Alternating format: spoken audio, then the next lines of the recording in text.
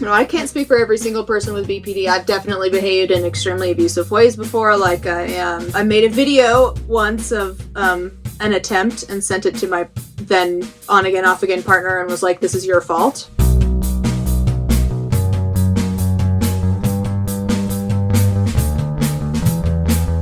Hello and welcome to another episode of Bunny Hugs and Mental Health. I am Todd Rennebaum, your host. Well, I have another lovely episode for you today, and it is with Xannie with an X, better known as Xannie Bell, Xannibelle.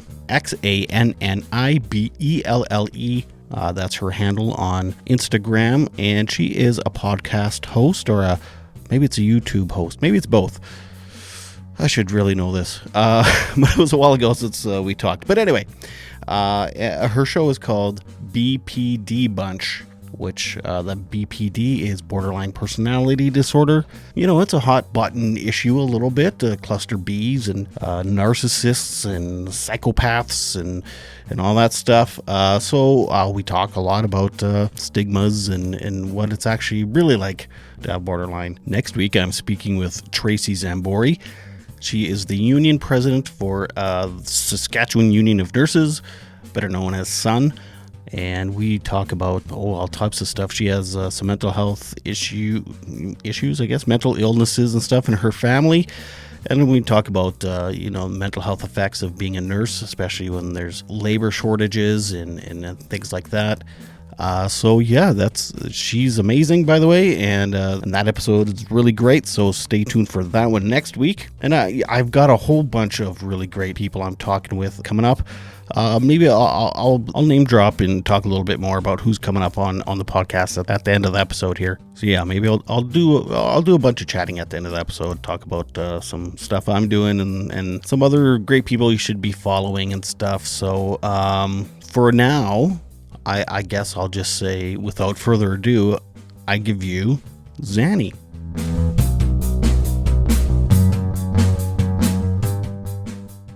Functionally recovered, or in functional recovery. Yeah.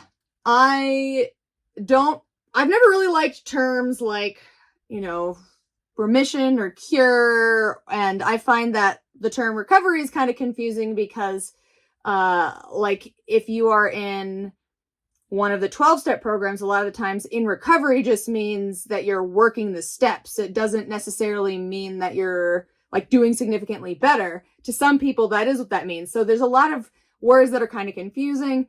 And for me, so I grew up with a phrase, fashion versus function, meaning sort of what does something look like versus how well does it work? Like, what does it do? And when I was in dialectical behavior therapy, I got to a point where I was like, I don't know if I technically meet the criteria for borderline personality disorder anymore, but it's not like I don't have any issues related to the traits either. And so I came up with this term, being in functional recovery or being functionally recovered, depending on how you see yourself. And it basically is getting to a point where you are able to do the things that are meaningful to you in your life, whatever those things are. And the great thing is that, depending on what's meaningful to you, your level of functionality is totally definable by you. So as an example, I don't know how well I would live on my own. So the fact that I don't live by myself and haven't lived by myself in many years is not something that I consider to be something that is keeping me unhealthy. I'm able to work, right? I'm able to work. I'm able to maintain a marriage. I'm able to have friends and do all the other things that are important to me. Maintain your own marriage or someone else's? Yes. My own. Okay. That'd be honest. Maintain somebody else's marriage. No, that would be meddling.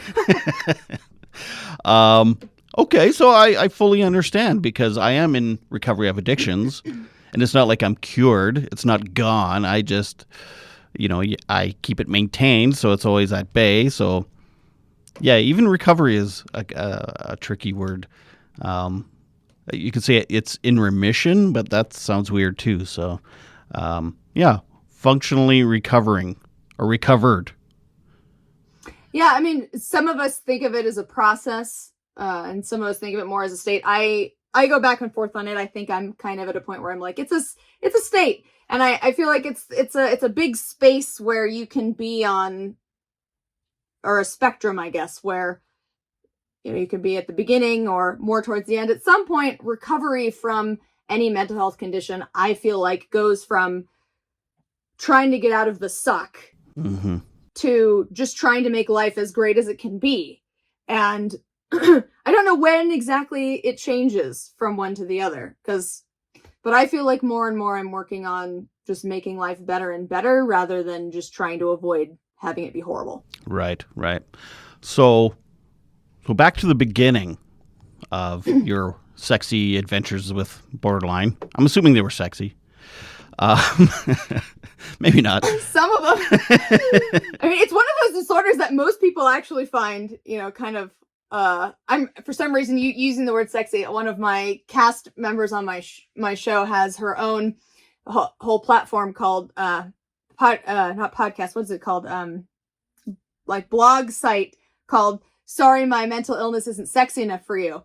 Hey. And they mostly talk about the mental illnesses that people tend to carry a lot of stigma about. So what's her name? That's just what that made me think of. Katya?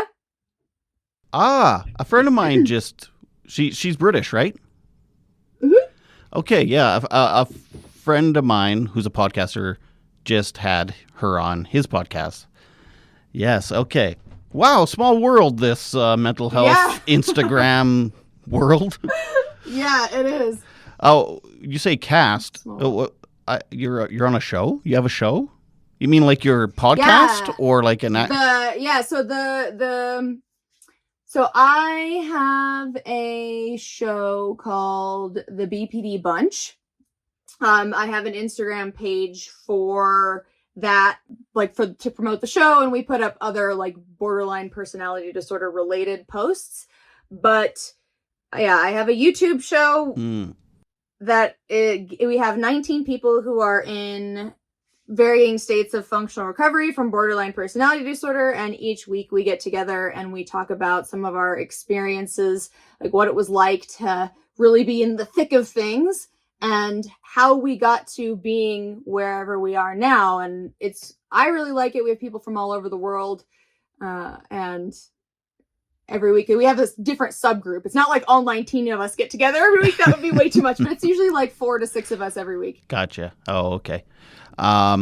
So how old were you when you were diagnosed, and like how did that whole process work? And had you even heard of borderline personality disorder before you were diagnosed? Go back to the beginning. I don't even remember getting the diagnosis, to be honest. Because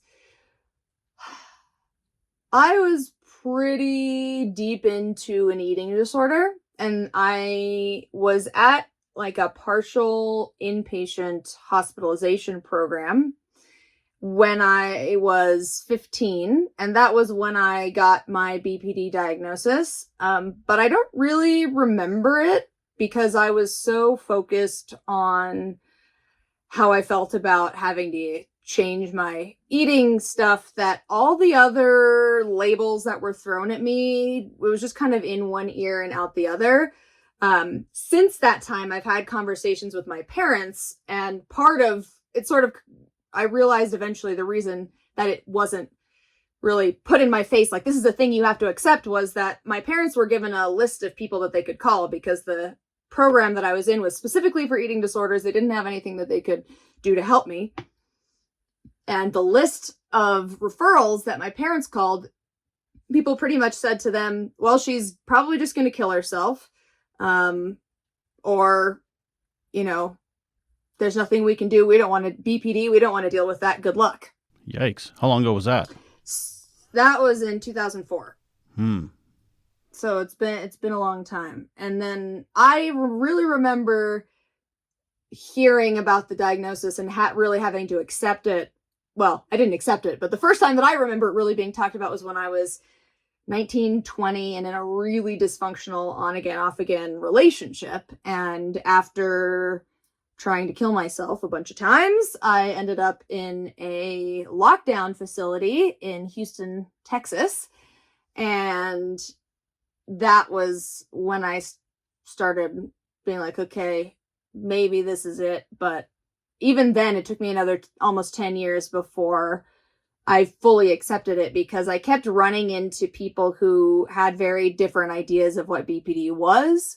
And so they really didn't want to commit to a label. You know, my parents would always hear, well, we don't want to tell her this is what she has because she's going to make it her identity. And then that's just, you know, she's just going to keep getting worse. Like any traits she doesn't already have, she's going to look them up and take those on and make that all about who she is. So we can't tell her that stuff.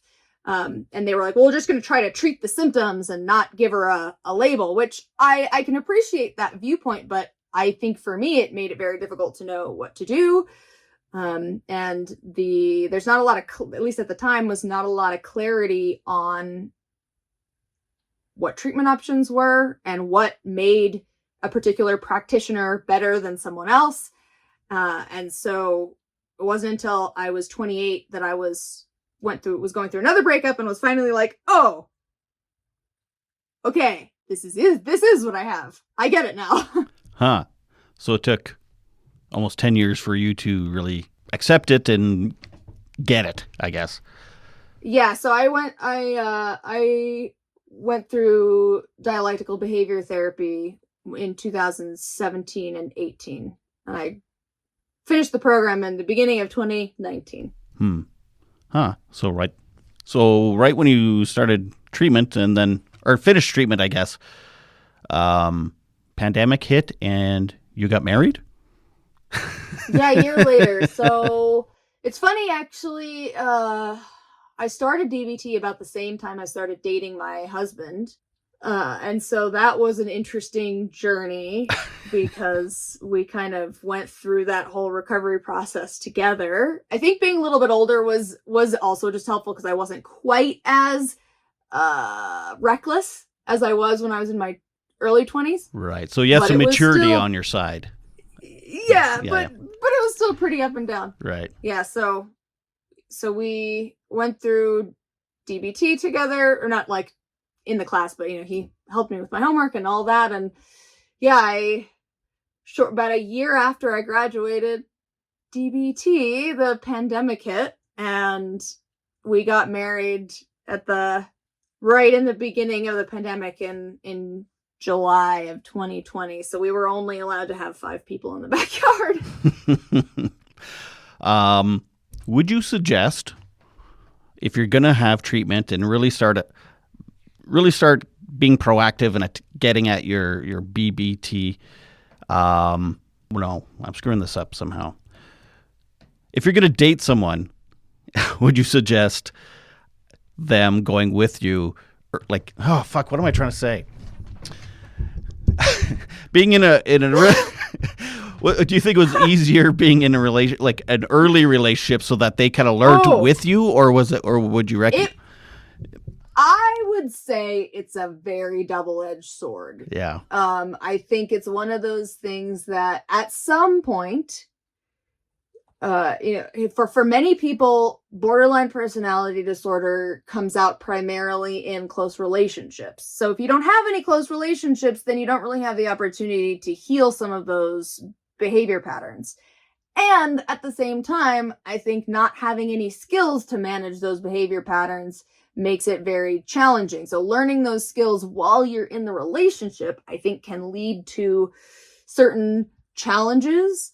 And I would say my personal recommendation, if I could go back and do it all over again, would be to learn some skills first and then grow together beyond that. I don't think it's impossible to do what I did, because obviously I did it, but it was very difficult. And I think sometimes some of the interactions that we had early on in our relationship created some wounds that, you know, we still have to heal from a little bit. And so Whether I can say that something else would have actually worked better, I don't know, but that's my theory, that having some skills first might have been a little better.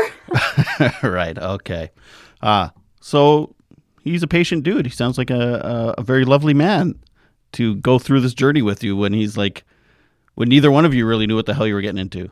Yeah, I mean, I'd been in and out of therapy since I was 13, so I was kind of like, I'm this really emotional person and I don't really know how to deal with it yet, but I'm working on it. And turns out he's actually not that different. He's very passionate about things, but I think we're both just very stubborn. We joke a lot about how we're the only two people who can stand each other. I see. So. It sounds horrible, but No, it sounds good. But you know what I mean? Yeah. It's like, okay. So I have ADHD, so I'm just trying to process it all, and sometimes I just talk out loud I basically just repeat back what you said to me so I could process it. Yeah, totally fine.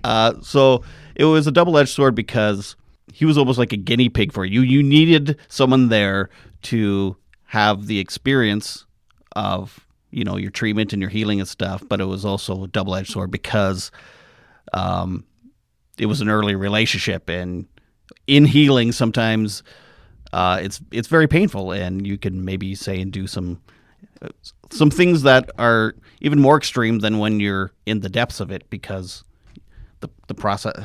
Yeah, fuck, holy moly, am I making sense? Yeah, exactly. I mean, it's exactly right. It's like yeah, you need somebody, you need to have people in your life to practice work on healing relationships with. Yeah. And sometimes, when you're not very skilled, sometimes you're not very skilled. You say things and do things that people don't appreciate, and then that can do damage also. So maybe there's a service there someone could provide. It's like just a temporary boyfriend for people going through some type of treatment, just to be temporary. So you could practice on me your healing and your skills that you're learning, and that's it.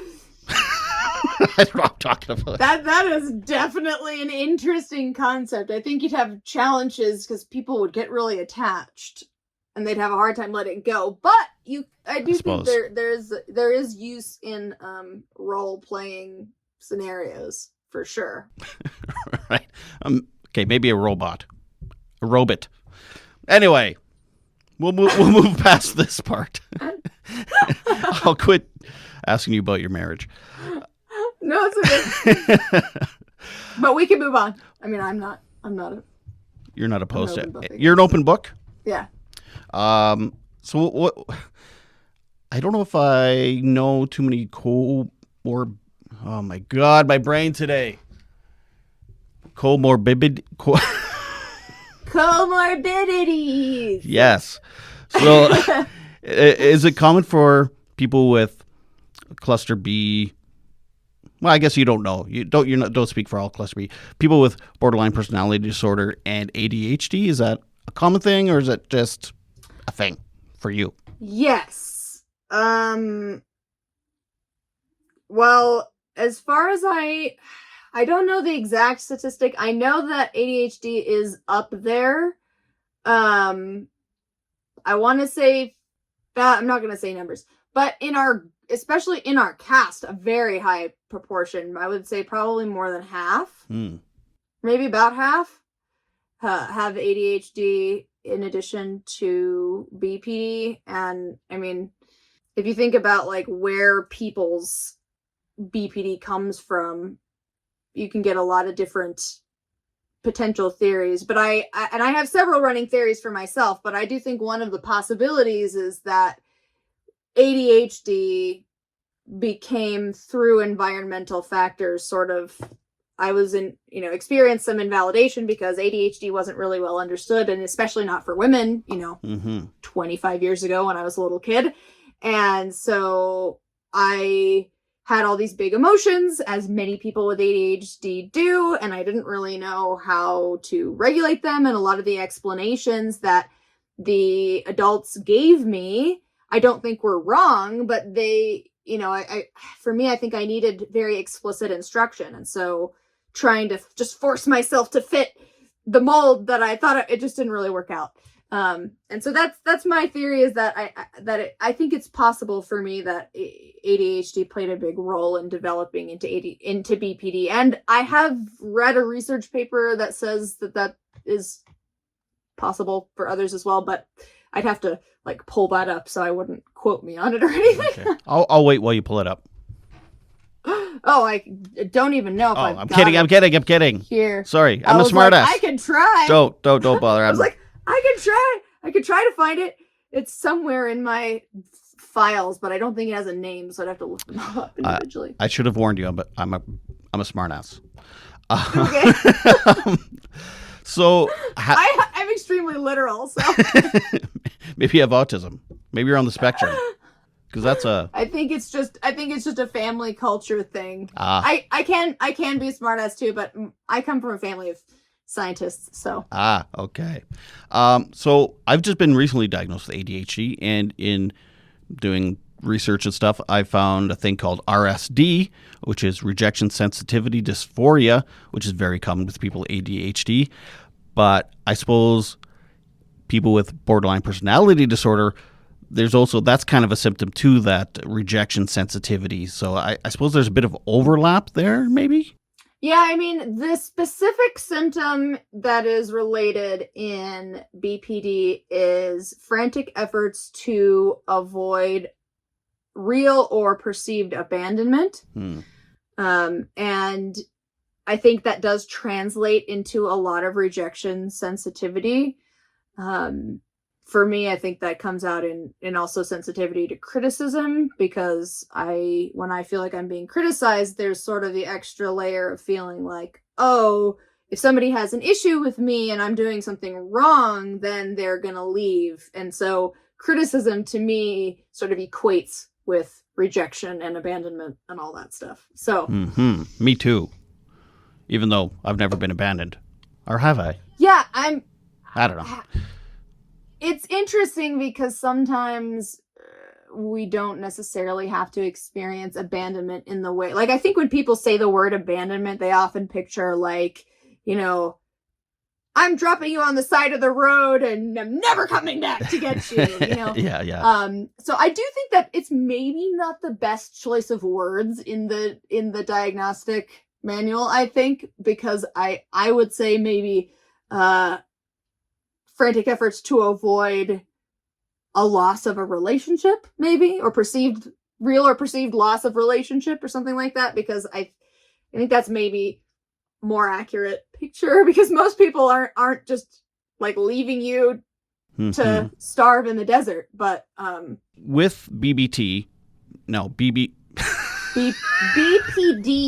You could just say the thing also. You could just say borderline personality disorder. Well, that's so long. That's easier. I don't know. Can I just say it is long? Can I just say borderline, or is that kind of Go for it. I mean, it's very challenging these days, because to avoid stigma, it's you always try to say a person living with BPD. A lot of things that are quite a mouthful, and it's difficult because I think sometimes we want to speak in a shorthand, and balancing that, how do we speak in a shorthand without being stigmatizing, is hard, because I think everyone has a different answer.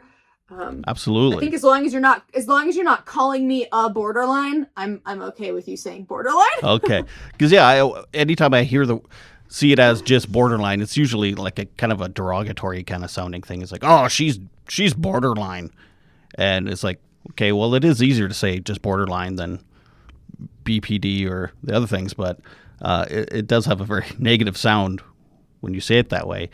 Speaking of which, let's talk about the stigma.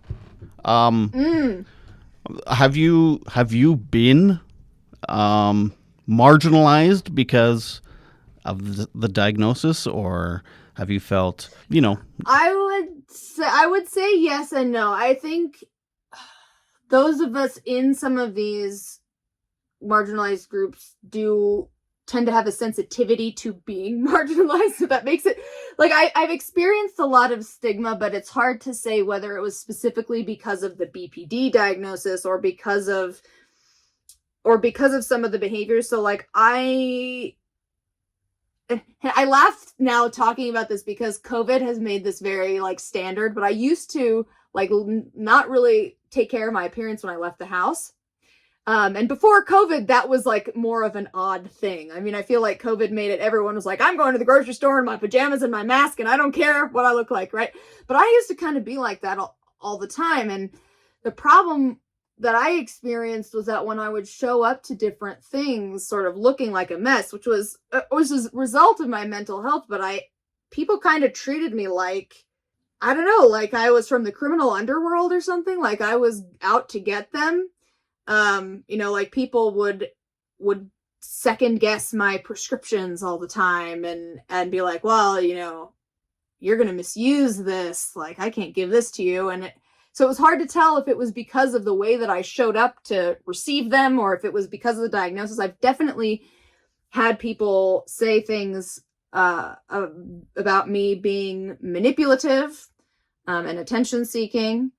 I think my diagnosis has been indirectly used as a way for people to avoid taking responsibility for their part in an interaction. Oh, so like being gaslighted, kind of? Kind of. It's more like, I mean, whenever you have an interaction in which like one person, well, say in my case where I may have like a larger and maybe more upsetting to the other person emotional reaction to a situation, I'm not reacting to nothing, right? Like there is something that sort of incited that reaction. And because my reactions in the past in particular were so large, I got the impression that people felt like they did not have to take any ownership for their part because my reaction was a problematic one. And it was like, well, it doesn't really matter how I said this. Like, you screamed at me and started throwing things, so therefore you're 100% the problem.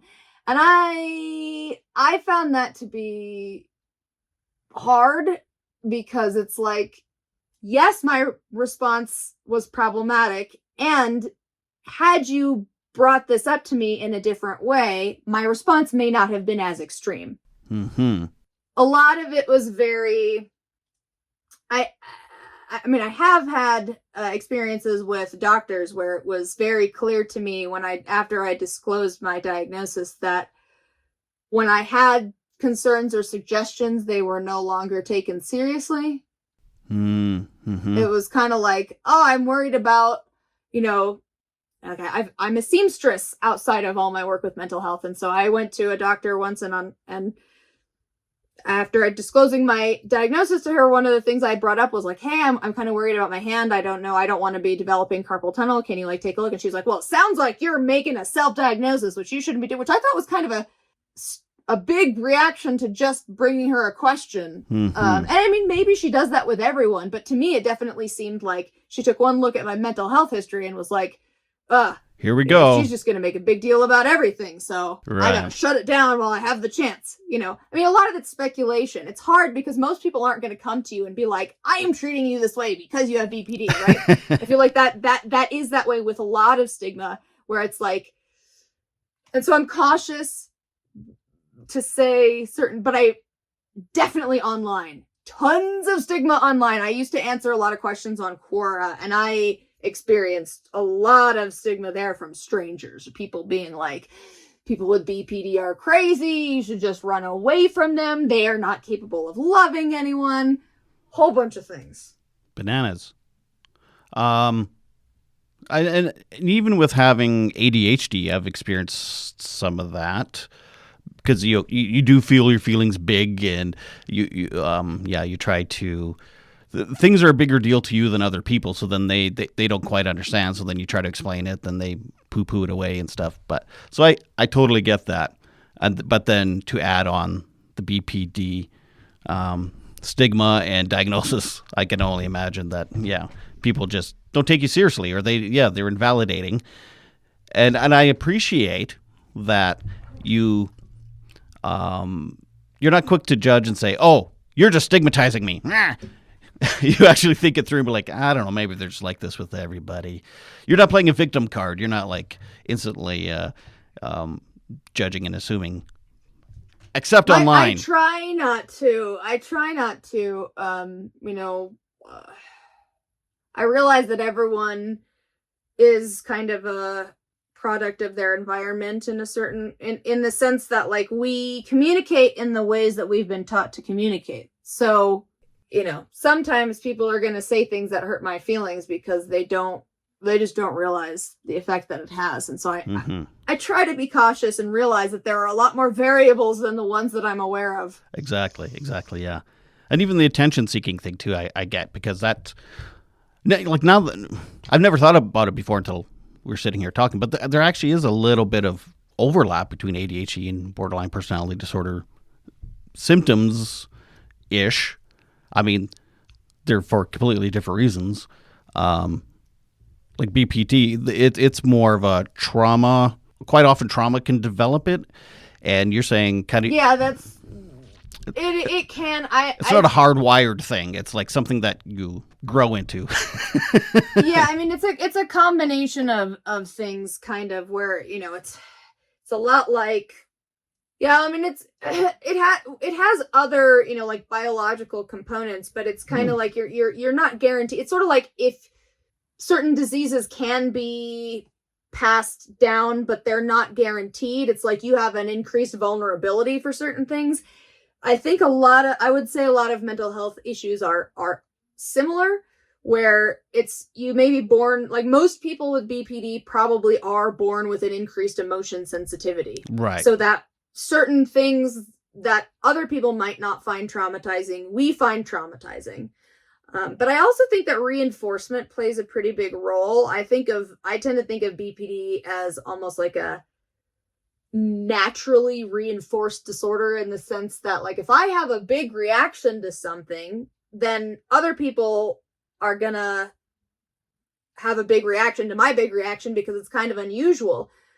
But if that's what I'm looking for from people, is kind of this, validation, attention, this validation, right? This sort of validation seeking, then their reacting to my big behavior is just gonna make me want to do it more. And that was one of the things that I felt like was a big part of my development. Was I was in this one on again, off again relationship where my partner kept dumping me.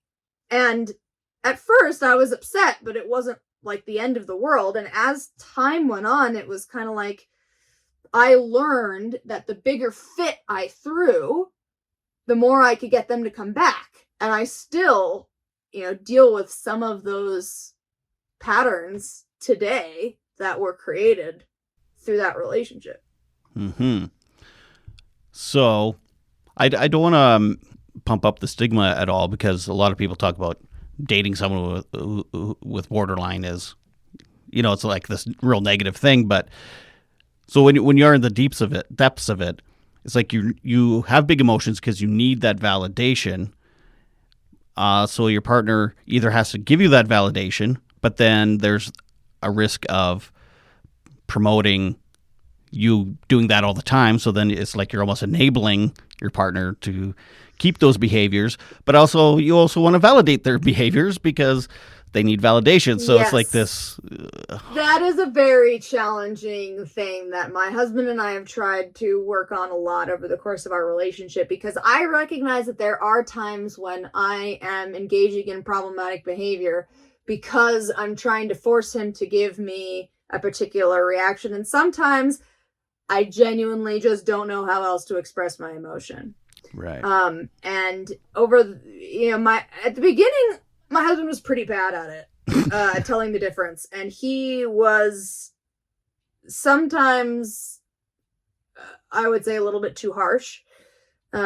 Just trying to force me to be a certain way. And one of the things that's helped us a lot is he will ask questions like, what's going on for you right now? Like, what he tries to cut under some of the things that on the surface I'm upset about, because I tend to get upset about things that are maybe not the actual issue. Like, a lot of there's usually core things that I'm upset about, like I feel like I'm being rejected or abandoned or something. And so he'll try to cut beneath the surface argument to get to what's actually going on underneath. And I think that helps him figure out whether I really just need a hug and need to be validated, or whether he needs to take a step back and say, I'm here, I'm not going anywhere, and like, you have to figure out how to solve this for yourself, because this is not a problem that I can solve for you.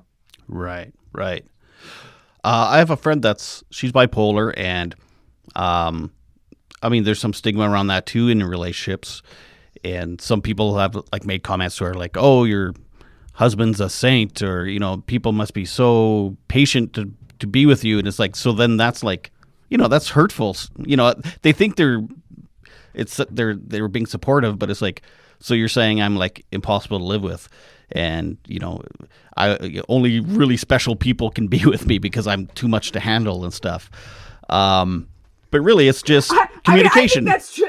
About myself, I think that's probably true.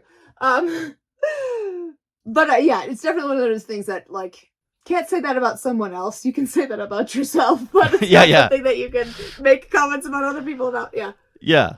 And so it's like, but it is kind of hurtful. It's like, well, no, we're just people. Some people just get along better. Some people communicate better. So it's just, sometimes you just need to be with someone that's better at communicating and just getting to know each other. And like you said, like, he's getting better at reading you, and you're getting better at reading him, and being self-aware, and he's better at being self-aware. So it's not that, I don't know, that you're high maintenance, or maybe I don't fucking know. I would say I am high maintenance in this. I mean, like, it's funny. I think my ADHD symptoms are harder for my husband to deal with than my BPD symptoms, because I am one of those messy ADHDers. Uh-huh. So, like, I leave a mess and then I don't even really recognize that it's there. Doom piles. Doom piles. I also do the Heidi up, where it's like you put everything in a bag and then you just put the bag in the closet and then forget about it for like half a year. And so, I'm working on trying to be more mindful and slowing myself down so that I can manage some of those things better. Because I think that's the biggest, and that's been the biggest stress for anyone who's lived with me ever, I think, is just that I am a disaster area. Like, I mean that, like, with mess. Like, I literally fill every space with stuff, no matter the size. It can be a small space or a large space. My stuff is on every surface. And I am, over the last few years, have really worked on at least containing it to a smaller portion of the house. So I 100% relate. And so would my wife. Our spouses need to talk. I have support group for messy ADHD spouses of people with who's have ADHD. Yeah. We have like full areas of like the yard, the garage, this room, and it's all like, it's all my stuff. And it's, when I go all in on a hobby too, it's like I must get everything. And plus I'm a bit of a hoarder. Oh, anyway. Yeah, same thing. Hey, just taking a quick break here to let you know about a wonderful podcast called Feel Free. It is hosted by a friend of mine named John Cerrone, and he's a recovering addict with a mission to help people better understand their habits so they can achieve their true potential in order to chase their dreams. With the help of some charismatic guests, the topics and conversations covered range from addiction, diet, exercise, burnout, to mental health, and much more. That's Feel Free with John Cerrone.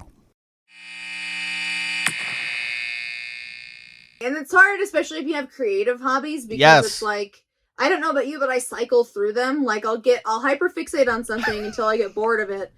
And then I won't touch it for like a year, maybe a year and a half, and then all of a sudden I'll get really into it again. So I have a really hard time throwing things away because I'm like, well, I know at some point I'm going to be really into this again. Like, I'm really bored of it now, but like 3 to 5 years from now, I'm really going to care about it, and I'll be really mad that I threw all this stuff away.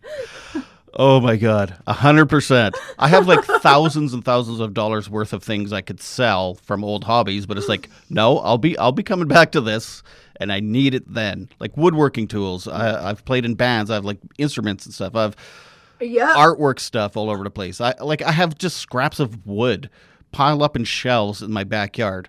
So if you come to my yard, you're like, why do you have a shelf in your backyard with just chunks of wood? Like, yeah, I hear you.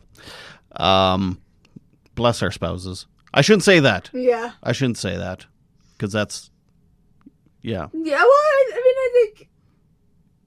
You know what? I'm just grateful for my faults, spouse. We have other things. Yeah, I would say, yeah, I'm very grateful to my husband for being willing to deal with those things to get to the good things, because, you know, we're also that couple that make weird faces at each other across the table at a group dinner. And, you know, we send each other funny memes and bad jokes and go through all the things. I should get like an audience track, you know, like in the sitcom. Oh, when the whole audience goes, oh. Yeah. So now I want to go back to the online stigma stuff, because there's professionals that all they deal with is people that have been hurt by narcissists and people who have, victims of borderline personality disorder mates. And it's like, yeah, but they're helping perpetuate the stigma, which then perpetuates abuse, which then, it's like, Yeah, it's I mean, I don't want to discredit that. You know, I can't speak for every single person with BPD. I've definitely behaved in extremely abusive ways before. Like for sure, yeah. I made a video once of an attempt and sent it to my then on again, off again partner and was like, "This is your fault." Was extremely abusive, at least in that moment. I would say that relationship was probably dysfunctional and abusive both directions, but I don't want to discredit that there are people who do feel extremely harmed by that. And I think it's important to recognize that people can change, and I think we can offer healing to both sides without having to demonize the other. Right. Exactly. Well, BPD is a disorder, right? Like, it's, at least when I say BPD is a disorder, there are a lot of things that I think having BPD gave me that are positive, but I don't consider those to be part of the disorder itself. Like, I consider those to be outcomes of the experience. To me, I try to separate the disorder part out as being the dysfunctional behavior parts.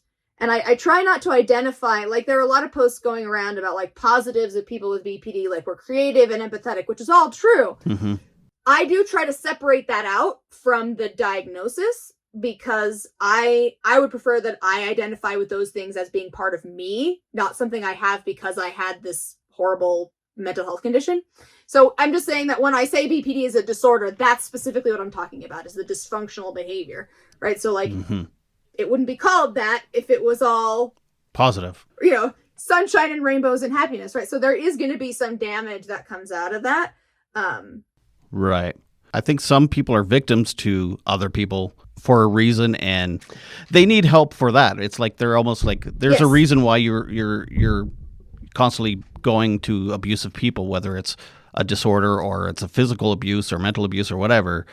So it's not always the other person's, I shouldn't say fault.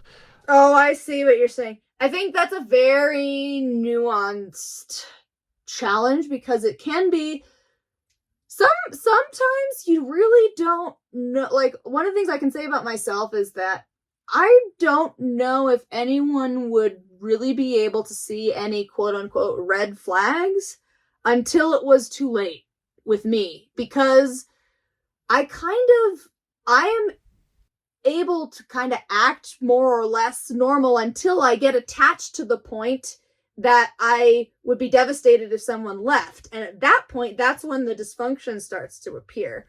So I would say it's not quite as simple as like there's a reason they keep picking those people. I think that that can be an issue sometimes. Right. Yeah. But sure. But I guess I would just say, no matter the reason, if anyone has felt like they were harmed by another person, like they deserve to go get some help for dealing with that. And I guess to bring it back to what you were saying about, narcissistic or BPD abuse, right? It's like, I don't know if those labels are necessarily necessary. I just don't know if it's necessary to label it that way. If you are a victim of abuse, period, because people with BPD, people who do not have BPD can all be perpetrators of abuse. And I just don't know if it makes sense to me to like I see people advertise, like if you've been a victim of narcissistic abuse, like come talk to me. Beautifully put. Thank you. Yes, that's exactly it. That's exactly it.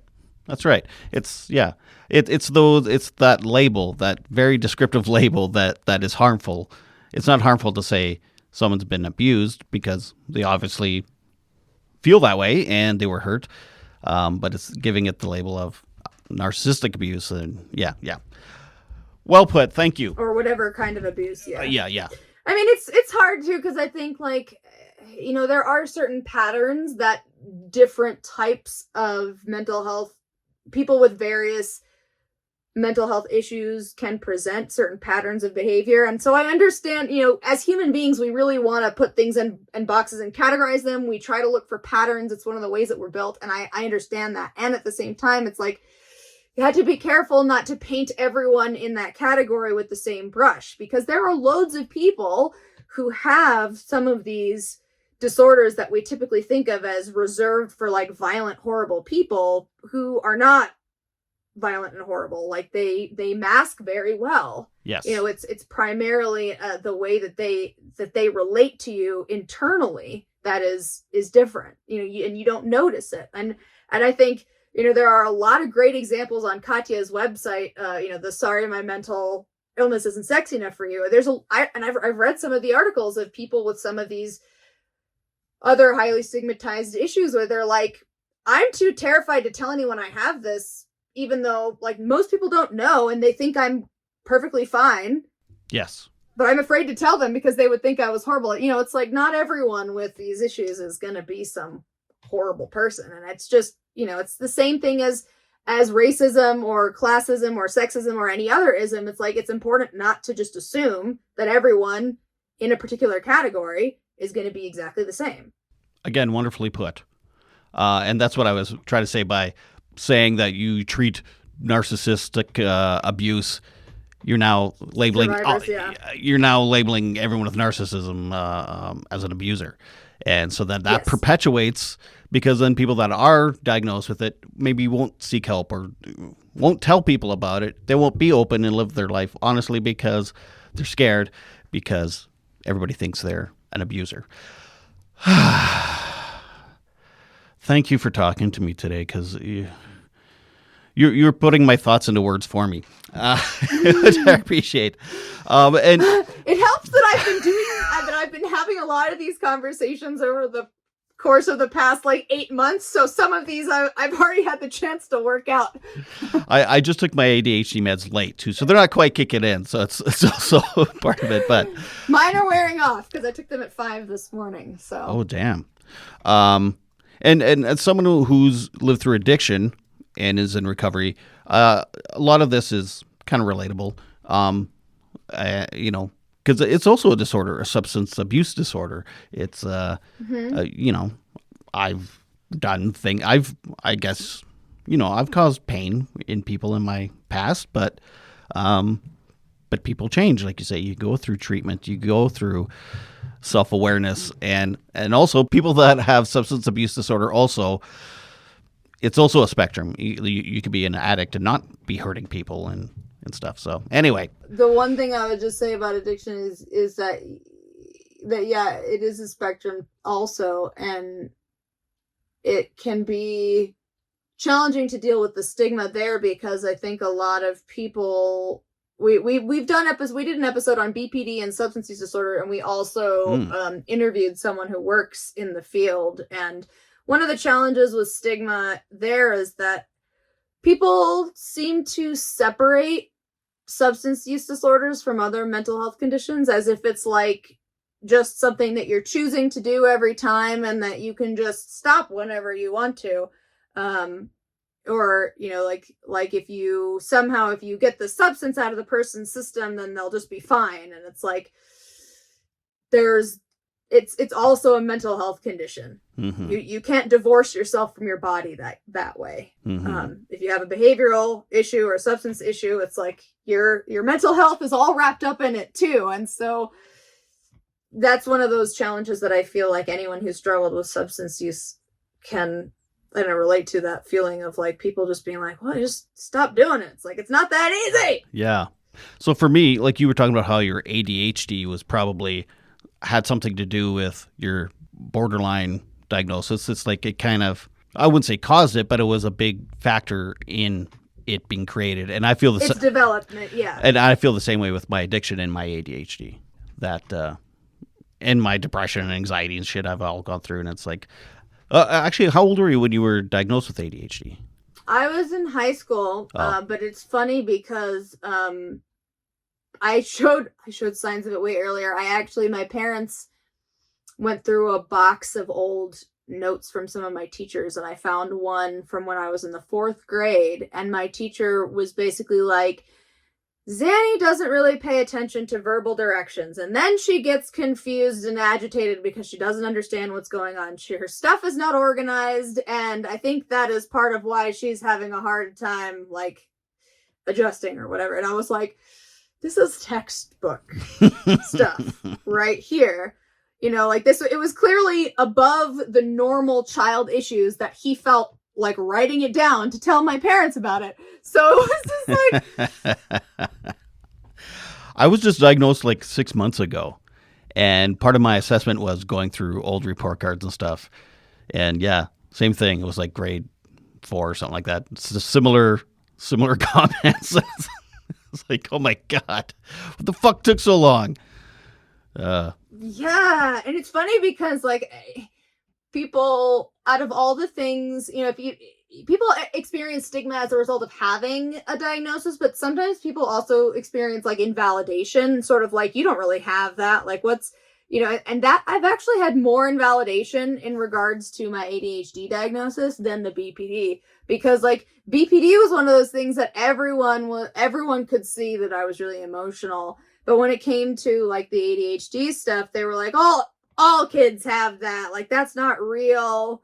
You know, that's just a lack of self-discipline. And I was like, okay, but I mean, if that's true, then there's something there's something else wrong with me, because I cannot figure out how to overcome those barriers. 100%. I'm so excited you said that, because I've even written articles about this, how in the last 6 months, I've actually gotten less moral support and validation since I've been diagnosed than I did when I was a depressed addict. Like I felt better supported and validated then. And now it's like when I tell people I have ADHD, like, oh, really? Are you sure that's right? You know, or I roll, or I've had people tell me they don't even believe it exists. And like, it's like, what the fuck? Like, well, and it's interesting because like ADHD can explain so much of the like addictive or like substance misuse or even eating disorders. Like I really struggled with bulimia in high school, and I think similarly it sort of allowed me to try to regulate my emotions, but it also was hard for me to regulate my intake because I've always been so impulsive. Being able to regulate anything, doing anything in any form of moderation has always been hard. Dude, 100%. Just last night, I was eating so much sugar just before bed, and I just kept going. I was like, one more. It was like, meh. you know what? At Christmas, I have lots of chocolate. So what's the difference? It's, okay, 2 more. And then I went to bed. I had fucking 3 chocolate bars, basically. What the fuck? This isn't right. But it was the dopamine hit. It was like, this is yummy right now. It's amazing how hard that urge is to regulate. And so, I mean, one of the ways that I regulate that is I just am careful of what I buy. Or I'll buy things in just little packets. But we'll get a bag of chips, and it's one giant bag of chips for the whole week because I'll probably eat it in a day or a day and a half. Absolutely. So I just won't buy it again for at least another week. So actually, the day I quit drinking, I drank all the alcohol in the house so that the next morning I could tell my wife, look, there's no booze in the house. Maybe let's try to keep it that way. And because, if it's around, I'll drink it or use it or eat it or whatever because it makes me feel good right then. And what ended up happening was I got extremely sick and went to the hospital. But but ultimately I got sober because of that moment. But 100%. Just if it's not here, then I can't have it. And then my brain quickly moves on to find something different. Or if I forget it's there, we can put things in weird places where once they're out of sight, they're out of mind. And then it's kind of when I find it, it's it's a fun surprise. It's ooh, I forgot this chocolate was in this random cabinet. I could eat it now. I used to do that with weed. I would get really high. And then I would hide nuggets so that I'd forget I hid them. So that when I did run out of weed, I'd be like, oh, I must have hid some somewhere. And then I'd find some and I'd be like, yay! That was Easter eggs! That was better than smoking the weed, was actually finding it. It was wow! I found a bud. Yeah. Huh. Yeah, it took 45 years for that diagnosis. Now I'm like, go figure. But anyway, I mean, even though the ADHD diagnosis socially feels less validating, it has been life-changing for me because it is for my own, in my own brain, it's just so validating. And now that I'm not treating symptoms, I'm actually treating the cause, and I'm on proper meds, and I'm seeing, proper therapists about, strategies and stuff. It's been life-changing. So I also don't give a fuck what people think about it anymore. It's I felt better supported before, but I actually feel better now. Yeah. So there's that. Yeah, I would agree with that. It's when you have a label, it's kind of you have to deal with invalidation or stigma or whatever. At the same time, you kind of know what the monster is that you're fighting, and then it kind of takes the power out because it's no longer a random shadow in the dark. It has a face and a name, and you can point at it and be like, I see you. You're not gonna get the best of me anymore.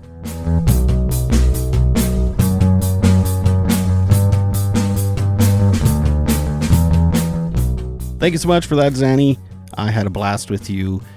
We chatted for quite a bit afterwards too, and just personal stuff that you would find boring. She's just a really delightful lady. So that's great. Oh, by the way, I realized the irony of when I said what a lovely patient husband she must have. And then I later talked about how it's kind of condescending to say stuff like that. And I was like, when I was editing the episode, I was like, wait a minute. I just did what a lot of people find annoying. So anyway, I did notice that, and it is a little ironic. So I apologize if anybody's offended by what I did there. So oops.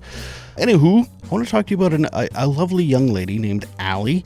She is an ADHD coach.